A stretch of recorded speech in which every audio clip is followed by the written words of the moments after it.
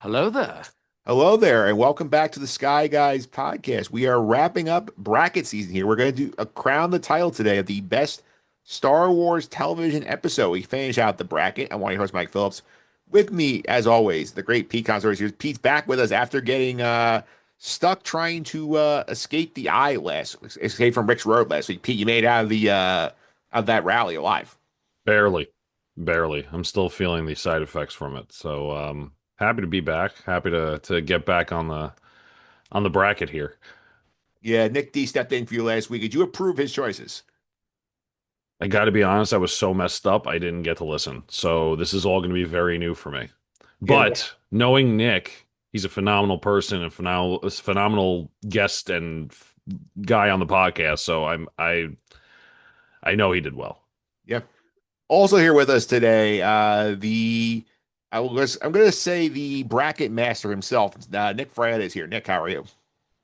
Doing fantastic. We're finally at the final four. This was a good idea for us to kill a bunch of weeks, and it was a good idea for the fans because I think this is a cool concept.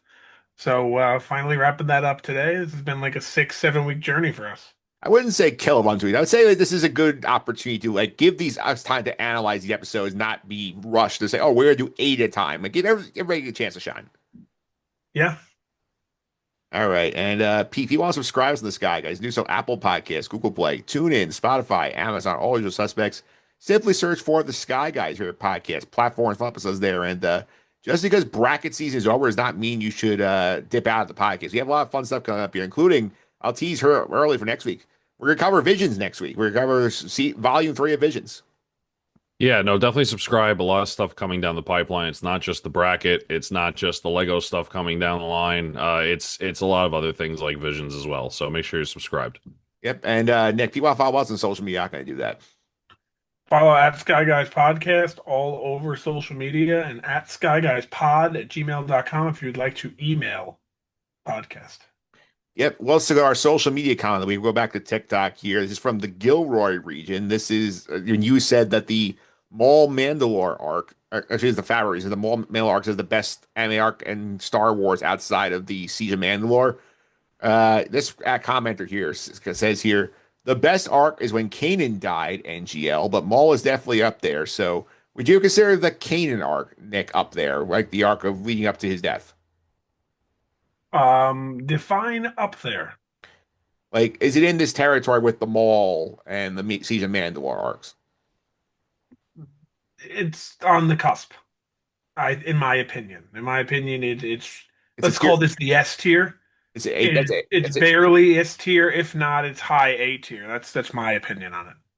Yeah, I think it's an interesting spot. We haven't revisited Rebels like, since we watched it the first time, like Pete and I. So like this thing, like think back and like track that arc and where it ends. I think like also the aftermath thing has to be factored into that. Because I remember Yeah, correctly, I think it's then there's like a episode where they're mourning, and then they have the World Between Worlds. I think right after that. So that's a fun little end run there. All right, so let's go to the news here as well. And Pete, you missed out on the fun of the when we first learned last week about the hunt for Ben Solo. So I definitely want to hear your take when Nick gets updated on more of the hunt for Ben Solo news. yes, I was gonna do that as last for the news, but there's only three pieces, so we'll get there. Yep. All So, right. Yeah, so let's go ahead and get is it started. news time? What's that? I said, is it news time? Should I It get is started? news. It is news time. All right, so Dave Fincher, who is known for directing Zodiac and being the showrunner of Mindhunter on Netflix, reportedly pitched a film after Rise of Skywalker to Disney that focused on a character from the sequel, but it was rejected because he asked for a final cut of the film, or for final cut of the film. Yeah. So I know the hunt for Ben Solo has gotten a ton of attention, Pete, for all of its shenanigans here, but another poor choice by Disney because David Fincher is a fantastic director. I don't know how much Mindhunter you've seen, but he knows his stuff. And like, I feel like if a guy like him wants to be play in your sandbox and play with the toys, then you gotta let him play with the toys to the best of his ability. Because you saying I know better than David Fincher how to make a film is not a good look. I mean, was that the reason why they canned it? Because they felt like Fincher can come to the table with a good idea, or do we know why it was because canned? he wanted final cut on the film, and they said no. And just so I understand, because I'm terrible with these terms, final cut in what way? He wanted the Like, final say of I how want the things are final supposed say to on go. the edit of the film. Got it. Yeah. I mean, it's it definitely shows the overstep and maybe the overreach of Disney that these directors don't really have. In this specific case, now maybe not all of them. I don't want to speculate on other films, but that in this idea, they weren't capable of allowing that to happen. That they have to be involved in that final cut instead of the director and the vision that the director has. So that's kind of sad to hear. Hopefully that wasn't the case in a lot of other Disney projects. Maybe it was, maybe it wasn't. But I mean, when this news came out and I was seeing it all over Twitter and stuff like that, I mean, it's definitely probably the best character to come out of the sequel trilogy was Ben Solo, right? This is a, this In is my this is opinion. this is a different thing though. This is an entirely different project. Right, but what I'm saying is that was the best character to come out of the sequels, right? So it's something that you would want to maybe see, a little bit more of. So to have a movie like would Kylo Ren not be in it? Is that why you We mentioned don't that? we don't know which character he was focusing on, David. I And see, yeah, I see. this is a Okay. different film Movie than the that they other said no to. second piece of news. Yes. Oh, am I totally off base then? You might be mixing up, conflating your All canceled right. Star Wars projects. They How about had there were two reported movies after The Rise of Skywalker. One we have not spoken of yet, and this one, David Fincher one. got it? Okay. So I'll leave it at the comments that I said about overreaching with Disney, and we'll stop there. All right, let's go back to the hunt for Ben Solo because that seems to Yeah, have driven the internet wild. so this is what's been going on all over the internet the last, let's say, week. Star Wars fans paid for a billboard in Times Square and a banner plane to fly over Disney Studios with the message "Save the Hunt for Ben Solo," which is the Adam Driver, Steven Soderbergh movie that follows Ben Solo after the events episode 9. It was killed by Bob Iger. And a quick side note before we discuss is Soderbergh also revealed on Blue Sky that he learned from Lucasfilm that their script was the first finished movie script that Lucasfilm ever brought to Disney and was rejected. Yeah, so I'm going to share the billboard on our YouTube version, Sky Guys Podcast on YouTube. You can see this is in Times Square over the weekend of recording. And they have on the top there for Adam. No one's ever really gone. Hope lives. Ben is alive. Hashtag THBS. The hunt for Ben Solo. So, Pete, did you not get to weigh in last week as you were under the weather? How do you think about this whole situation? All right, so back to my other comment, the second half that was completely wrong, connecting to a different movie. I think Ben Solo and Kylo Ren was probably the most popular character to come out of the sequel trilogy. I don't know if everyone else feels that way, but I did. So I definitely would want to see something, especially hearing that there was a completed script for it to just be denied. Again, kind of, do we know why it was denied? Is it the same thing? They didn't want to give final No, cut? this is different because there are a bunch of reports out here that apparently there were political reasons involved, where like Alan Bergman, who was one of the presidents of Disney, like took forever to read the script, and they sort of made a big stink about why they didn't want it. And this was a project that Disney, like the Lucasfilm people, loved. They paid $3 million for this script, and they had the script ready. They were basically weeks from filming, and then they pulled the plug on it for quote unquote political reasons. I mean, I will say that when fans want something, sometimes it's the best thing to give the fans what they want. I mean, for example, I'll use the Deadpool franchise. I can't tell you how many years I was seeing put Ryan Reynolds as Deadpool, in social media, even before the first Wolverine movie that he was in, where he really wasn't Deadpool, even though he was. So I mean, look, if the fans want it and it seems like it's a good idea, they paid all this money. It's really sad to see that they kind of bury it. Hopefully the fandom makes them change their minds on this, and maybe they can reap the benefit of it, right? If they do well, it just helps Disney. It's not going to hurt Disney to give the fans what they want and make some profit off it. Yeah, Nick, I know last week we said we understood where Bob came from in terms of the reason this canceled. I would like to retract on my behalf. I don't speak for you here. The fact that the fandom is, and you and I both know how divided the Star Wars fandom is. It is so united behind this one project. Every corner of the internet seems to be behind this idea, and the people online made great points. We as a franchise have seen Darth Maul come back from being chopped in half. We've seen Boba Fett come back from being eaten by a Sarlacc. Somehow Palpatine returned. And we're drawing the line at Ben Solo when we have a whole mechanism for worlds between worlds things. I feel like if the people want this, give the people what they want. I'm on. It's funny you say that the fan base is divided and this podcast is divided. I would be furious if this came out. Really. Like to me, you said draw the line. Yeah, draw the line somewhere because this is getting ridiculous now. Because then you're telling me none of this stuff matters. It doesn't matter who dies. Anyone can come back. I know Luke said that stupid line, "No one's ever really gone," but he didn't mean now they're alive. He meant their spirit is alive through the Force. That's not what like he clearly didn't mean that everyone's alive. You got to draw the line somewhere. I understand the fans may want this, but you know what? Too bad. Because if you get this, everything is destroyed. Everything. Ben Solo's alive. Boba Fett's alive. Darth Maul's alive. Palpatine's alive. By the way, to our commenter 2 months ago who said Star Wars doesn't bring characters back, that's not a Star Wars thing. What are you talking about? This is the biggest Star Wars thing ever to bring people back from the dead, and I'm getting tired of it. So this was supposed to be after the events of Episode 9. Correct. Yes. Oh, I thought they were thinking maybe a little bit before. No, because Like, apparently, like they came up with a story reason why this works, and Lucasfilm, the creators, just went through Filoni, Kathleen Kennedy, Carrie Beck. They all said, "Great, we love this. This makes sense. We'll go with it." And then they went to Bob and head of Disney, and they said, "No, we don't like this idea. It's dead." And Let me- the rumors is political. That's the whole scuttlebutt right now. let me tell you something. I agree with Nick about we have to draw the line somewhere. I bet you if they didn't bring back Palpatine in Episode 9, this would feel a little bit better to you, Nick. I think that was probably the final straw with bringing people back, and I agree with you wholeheartedly.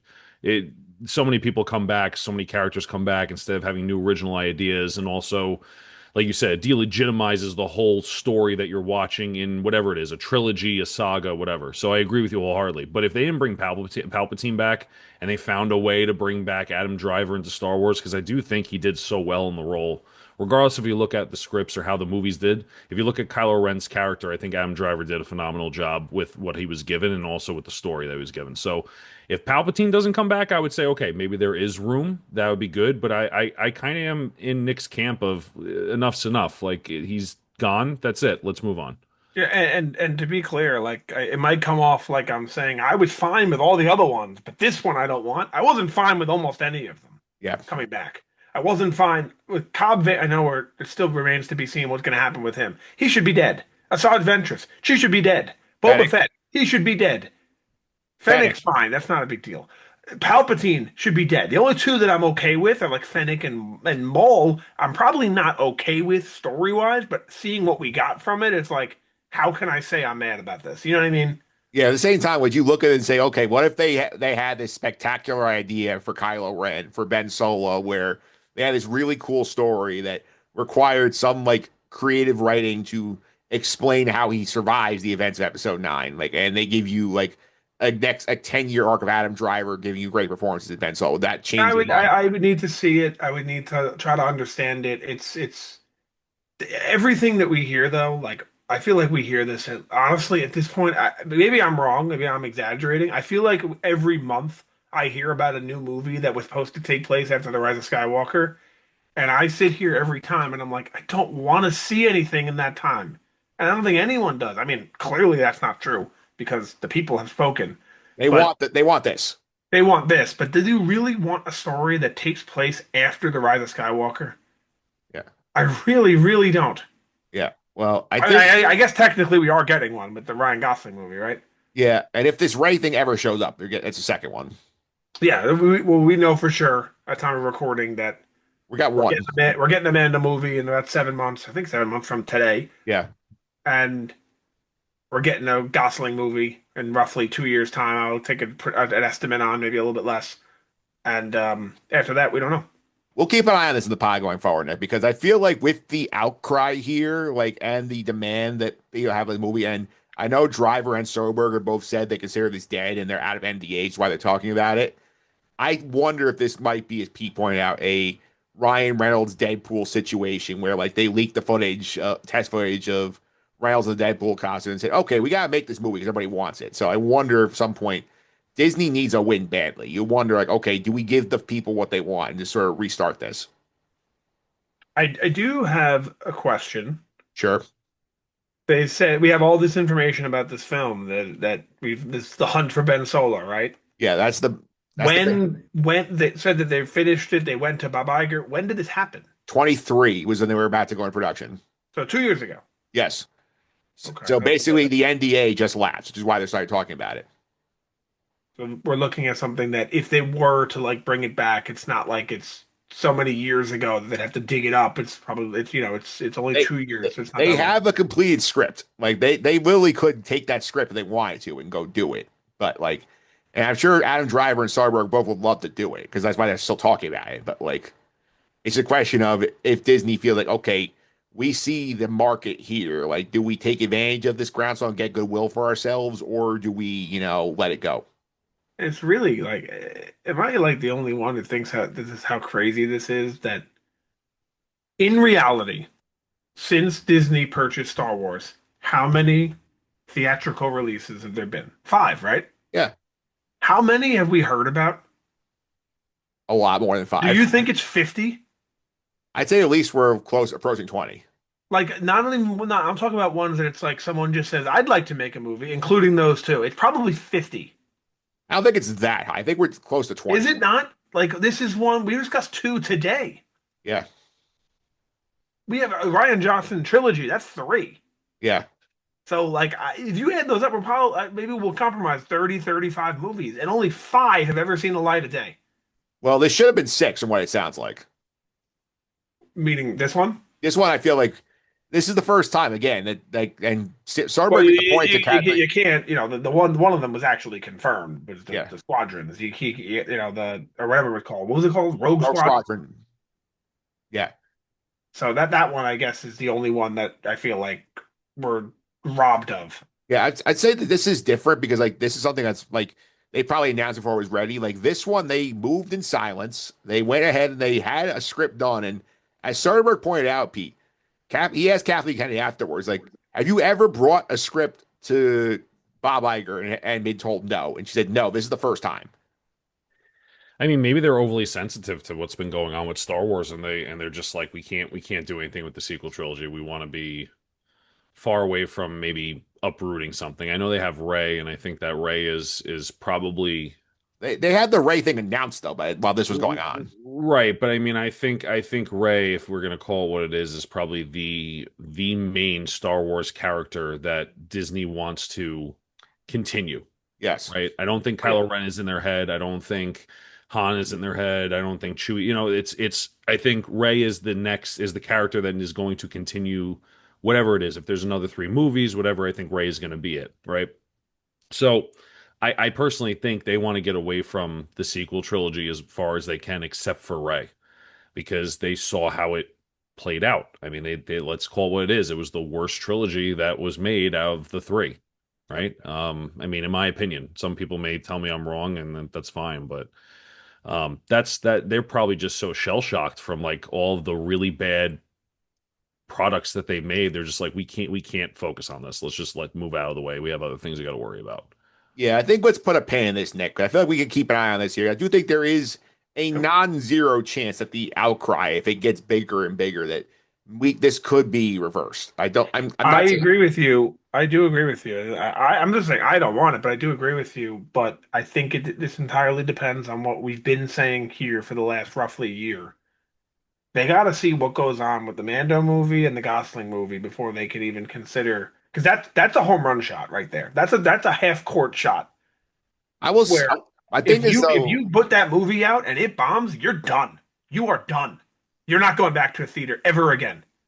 I disagree on that because it's the brand is so good. You're waiting another 5 years before you go back again. But I feel like this one, you have so much like as we said before, the fandom as a whole is united behind this idea. Which Pete, we've been doing this podcast for like 4 or 5 years now. We have never seen anything this I don't think behind. that's as true as you're making it seem though. Like even our TikTok comments were almost all negative on it. Yeah. I mean, the only thing I will say is that whoever is behind it is spending money to make it known, right? I mean, whether it's half the community donating to a GoFundMe to do that, right? Or so I think they may give the illusion that the entire fan base wants this. but it's definitely making an impact, regardless of how many people want it versus don't. All right, so that's we'll put a pin in that for news. Let's get to our final four here. So, which is the reason why we're actually doing the podcast, not just doing Hunt for Ben Solo updates. But we'll go ahead here to the final four spot here. So this is what we came up with. We have like Andor. Actually, this is a mistype here, but Andor season two episodes, the Gorman arc here. It is the Siege of Mandalore here. As a mistype on my part, should be that's the opponent for that matchup. The other one is Andor season one episode 10, the One Way Out against Clone Wars season five, Maul's Mandalore. So Pete, it's gonna be two Andors and two Clone Wars today. All right. I mean, that's pretty good. Yeah. Seems like a pretty good matchup. I think I know what's going to happen, but it's a good matchup. All right. So let's start out here with the first matchup here. So which is the Gorman arc, the back two episodes against the Siege of Mandalore here. So Nick, you want to make a case for one of these two to advance? I think they are both absolutely. I mean, we're in the final four. Everything's incredible at this point, but we've made it to a point where that's going to be the case. And when it comes to these two episodes, or I'm combining, the Gorman arc into one just for the sake of our conversation. But when it comes to these two episodes, they're kind of great in opposite reasons in a way. Yeah. Now, I'm not saying there's not a lot of action in the Gorman arc because there is, especially at the end of episode 8. But it's more about the anticipation and knowing what's about to happen and seeing how it unplays than it is about the action itself. Again, I'm not discrediting the action. It's more of just that's what it's about. And the Siege of Mandalore is kind of the opposite. It's kind of about the payoff. It's Yeah. something that we'd heard about Siege of Mandalore for years, but never actually saw in, I don't know the word I'm looking for. It's not live action, but just like on our screen animation. Yeah. We never saw it in either live action or in animation, in visual media. Yes. And now we finally got to see it. We finally got to see this Ahsoka versus Maul fight. We got to see how Ahsoka survived Order 66. We got to see how Rex was involved in Order 60, or how he was not involved in Order 66, I guess you could say. How Maul escaped. These are answers or questions that we had, and we got answers to them, and wrapped up the Clone Wars very nicely. So kind of great in their own ways, but opposite ways. Yeah. So Pete, like, how are you feeling about these two? I mean, I agree with Nick. I mean, I think they're great in opposite ways. I do think there is one that's stronger than the other, and I'll get to my reasons why when we pick. But I mean, they're two really, really great pieces of Star Wars. I'll say cinema, even though they're TV shows. I don't know if that still ranks under cinema. I could be Oh, wrong on that. yeah. But yeah, no, I think they're fantastic. Yeah, I think they are too. I do think like obviously Siege of Mandalore has a lot of work to do in terms of, trying to wrap up the entirety of Clone Wars. And like it is a mistake, a sort of thing that Nick pointed out great deal is that this is a sort of a concept we've been we heard about for years before we actually saw the episodes on our screen. And like this is a fun sort of when they chose, okay, we're gonna do one final season to wrap up Clone Wars. This is one of the three they picked arcs to do, which I think was a good call on their part to give us that conclusion. On the other hand, though, the Gorman arc, Nick, also that we've been hearing about for a long time, the Gorman massacre, that we heard that this was something that happened in canon, like in books, where it was a different origin, where it was Tarkin basically flying a shuttle and landing it on top of protesters and killing a bunch of people that way.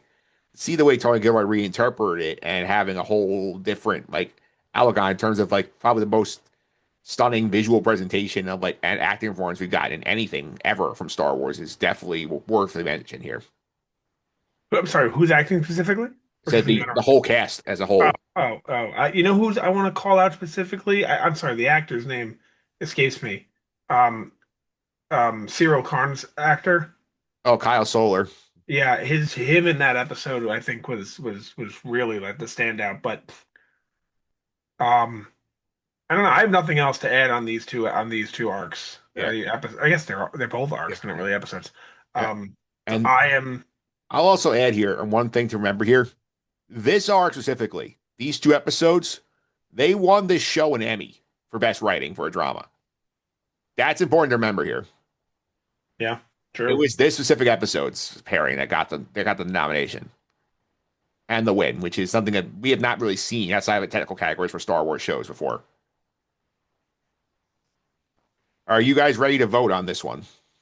Yeah, I think that you should go last, Mike. Okay. So would you like to go first? You want Pete to go first? I want Pete to go first, unless Pete has a problem with going first. No, I'll go. I'm going to be taking the Gorman arc. I think that should go through. And the reason for that, and you guys can disagree with me, the fans can disagree with me.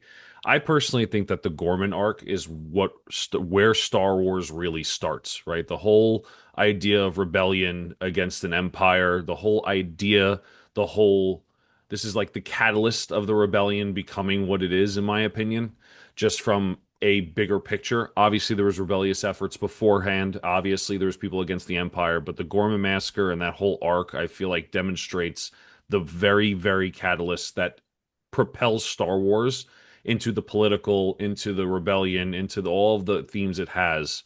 And I just don't think any arc kind of has a chance against it because of that. Yeah, Nick.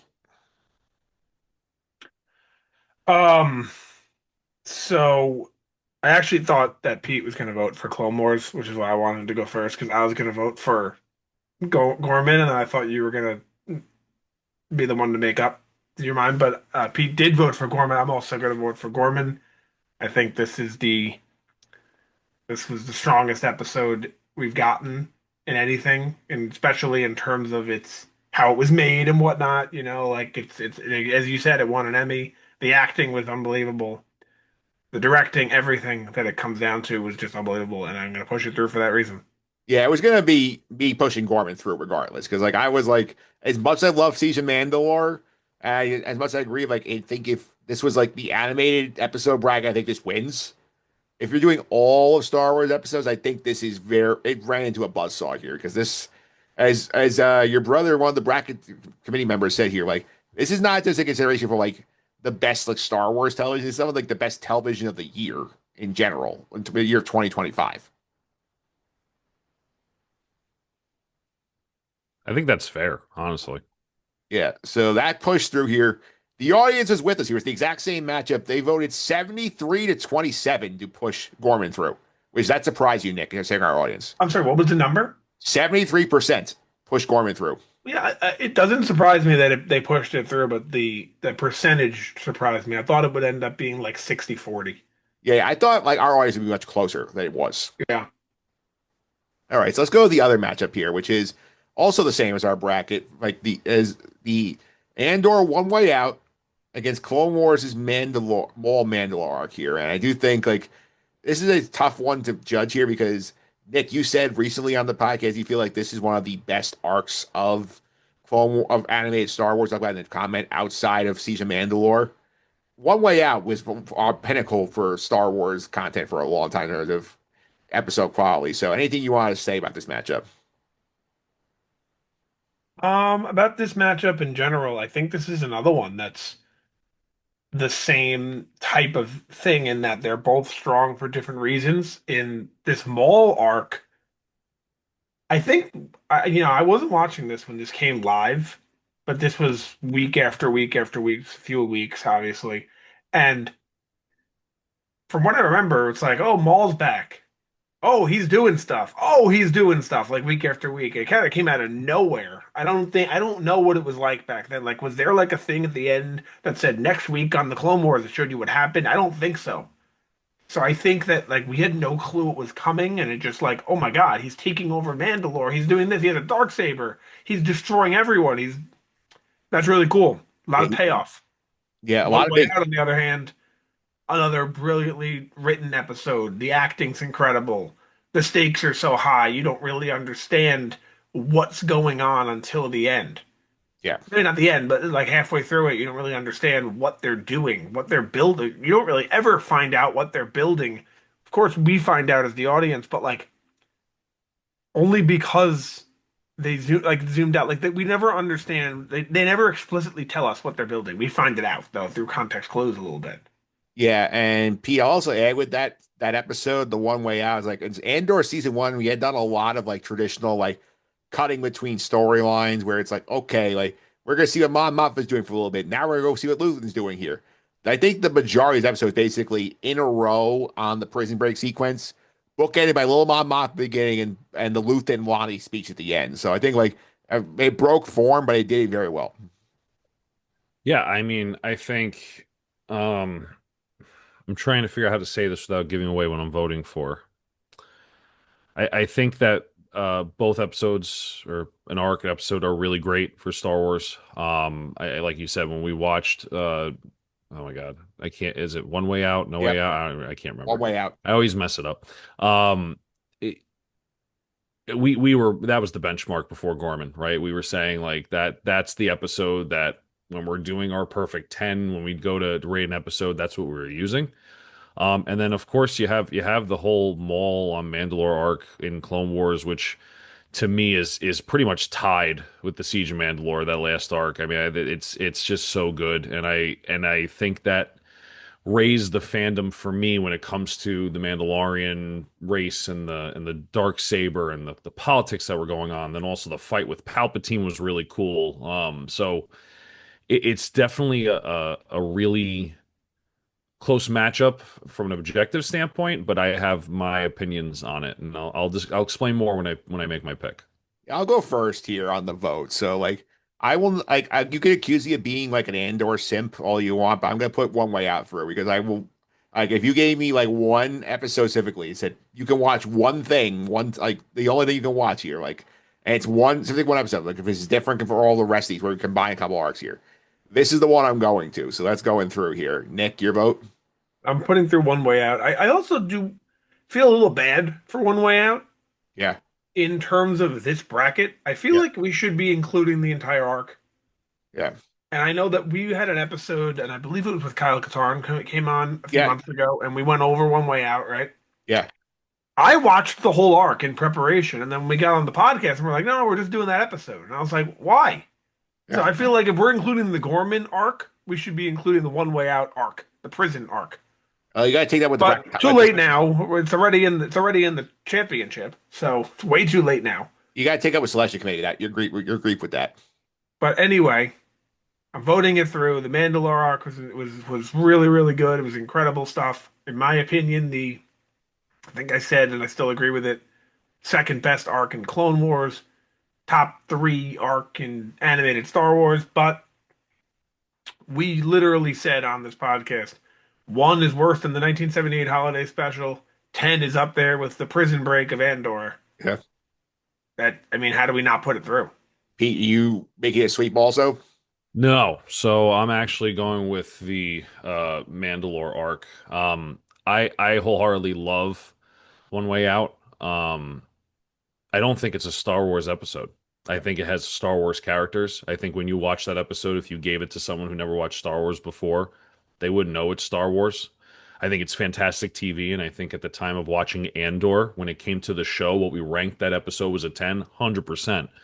Um, but to me, it's not it's not blatantly a Star Wars. It's not the best Star Wars TV or the best Star Wars cinema. It's great TV, but I don't know if it's the best Star Wars. I think the Mandalore arc captures a better Star Wars story than even the Prison Break arc to me because again, if you take someone who's really not a big Star Wars fan and you watch the episode, they would agree with us probably that is a fantastic TV episode.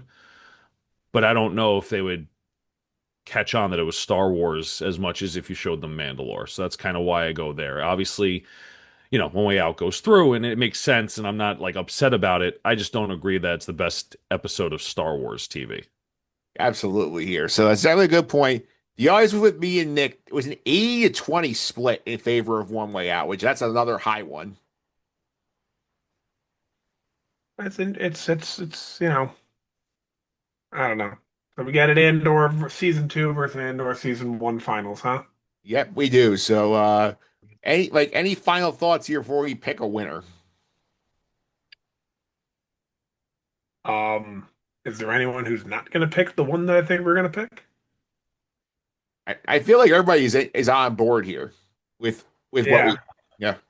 So when we started this journey, Yes. and I can look back, I think it's been like 2 months. Yeah, about that.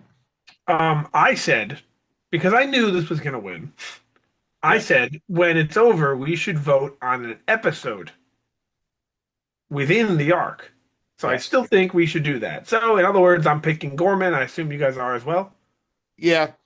Going right Yes. here. So like which you said you want to debate which is So better I between want to eight and do a nine. vote now on which episode is better in the Gorman arc. Between eight and Either nine. episode two, or excuse me, episode eight or episode nine. I will go nine, which I think is not the popular take, just because you get the Mon Mothma speech at the end, which is incredible. You get the thrilling like aftermath where like Cassie is trying to break her out into the situation here. You get like a lot of setup for like the final arc here where like they have to spirit her away to Yavin. We get Yavin first time, we get K2SO, like getting like activated for the first time, get a little bit of hope at the end of the arc. I go nine over eight, which is not the popular opinion. I'm with you 100%. The speech and by the way, we forgot to mention that as we always do, that One Way Out also included the Luthen speech. I did mention that a few minutes ago. I don't know how I literally always forget that. Every time Yeah. it's brought up, I go, oh yeah. But anyway, episode nine to me was better than eight. Obviously, I think eight was the second best episode in Star Wars history, but I think that nine had that speech in the Senate, like you mentioned, and actually just seeing the Senate during the Age of the Empire, which we've seen before in Andor. It's not the first time we saw it, but that is so amazing to me because like we don't get to see that in visual media.